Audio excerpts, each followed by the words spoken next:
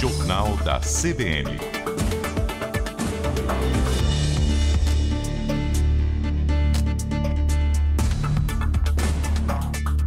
Nós voltamos aqui ao Jornal da CBN a falar sobre o início do julgamento de Jair Bolsonaro e demais réus que estão denunciados pela Procuradoria-Geral da República por tentativa de golpe. Julgamento esse que se inicia amanhã no STF. Para conversar conosco agora sobre esse assunto, nós convidamos o professor doutor de Direito Constitucional na Faculdade de Direito da Universidade de São Paulo, professor Conrado Hübner Mendes, também integrante do Observatório Pesquisa, Ciência e Liberdade da Sociedade Brasileira para o Progresso da Ciência. Professor Conrado Hübner Mendes, muito obrigado pela sua gentileza de estar conosco aqui no Jornal da CBN. Bom dia. Bom dia, Milton. Eu que agradeço. Bom dia, Cássia.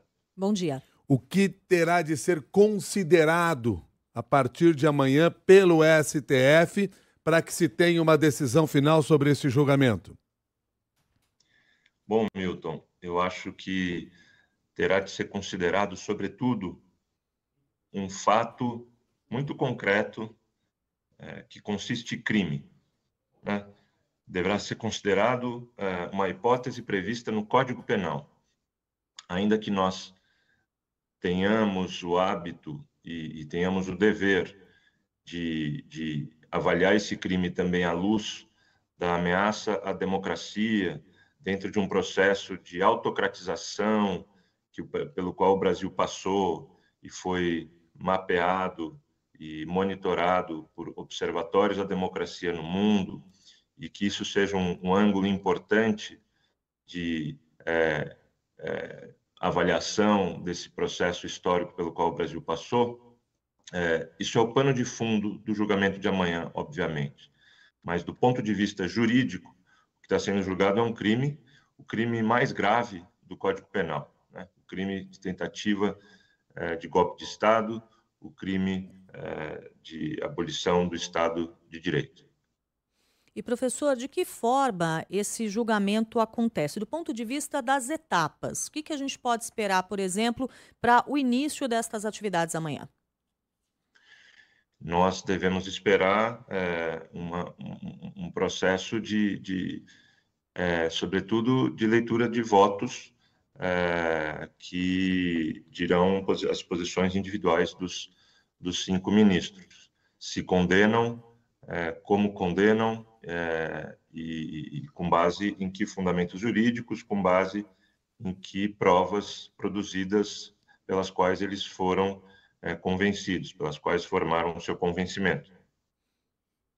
Professor, uma das discussões que se acompanha desde o início, quando surge a acusação, depois denúncia, as partes foram ouvidas e nós tivemos a oportunidade de acompanhar tudo isso. Houve, inclusive, ali momentos de acariação entre pessoas que sentiram a necessidade de que isso acontecesse. Um dos pontos que se discute é se o devido processo legal está sendo respeitado desde o seu início. Qual é a sua opinião, qual é a sua análise? Olha, o devido processo legal, nesse caso específico, foi respeitado, ainda que sempre possa haver discussões e argumentos de defesa sobre modos e meios pelos quais ele foi praticado. Todos exerceram seu direito de defesa, todos contrataram e foram contratados os melhores advogados criminalistas que o dinheiro poderia contratar.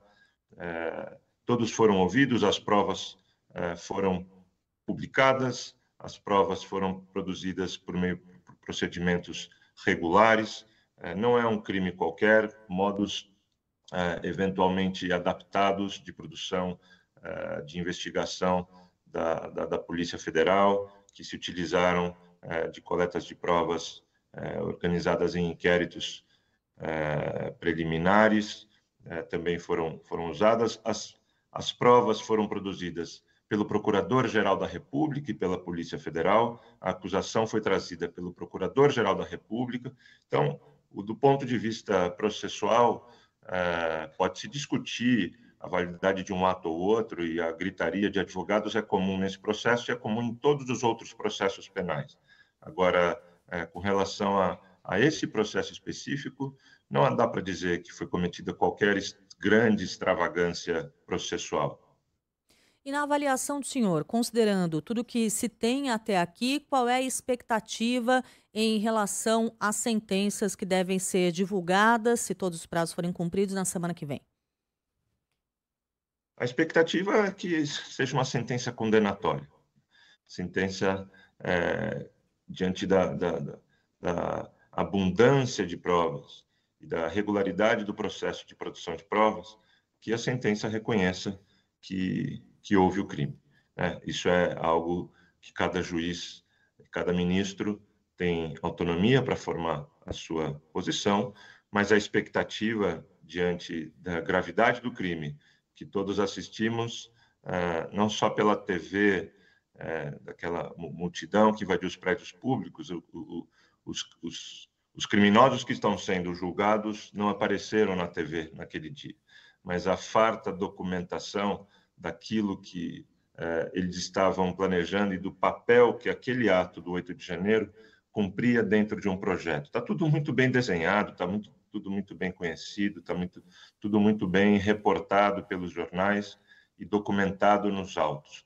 Então, uma certa conversa de que um mesmo juiz vítima, acusador, investigador e julgador, nesse caso, ela não se aplica. Claro que a ameaça ao STF torna a instituição do STF o alvo de um golpe de Estado também, mas o Brasil tem esse tribunal para julgar e não haveria, de fato, se esse argumento valesse para impedir que o STF julgasse, nenhuma outra instituição do país poderia julgar esse crime. Então, do ponto de vista processual, ele é um julgamento absolutamente legítimo, regular, e a expectativa é de condenação que leve em conta não só a gravidade do crime, mas também a proporcionalidade do que esses atores específicos fizeram, a sua contribuição e a sua participação.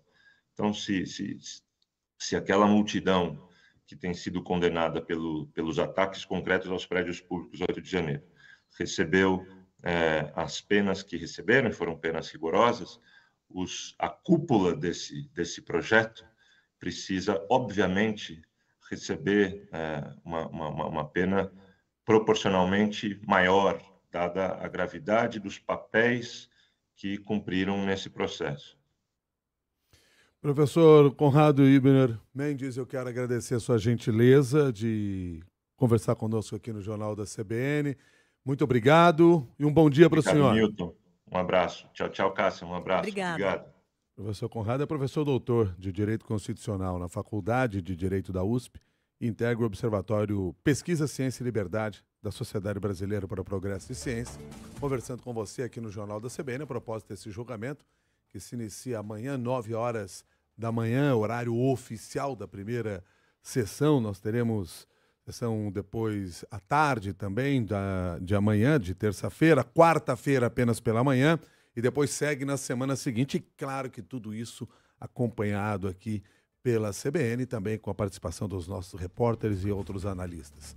Agora são 7 horas e 44 minutos.